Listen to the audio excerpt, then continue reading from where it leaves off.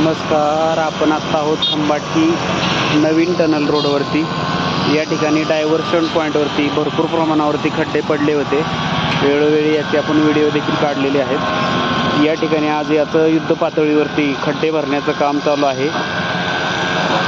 दिनांक आहे 4 सप्टेंबर 2025. वेळ आहे सकाळचे 11 वाजलेले आहेत. या ठिकाणी बहुतेक हा कंटेनर ट्रक बंद पडलेला आहे. कुणाल मागणं सोड.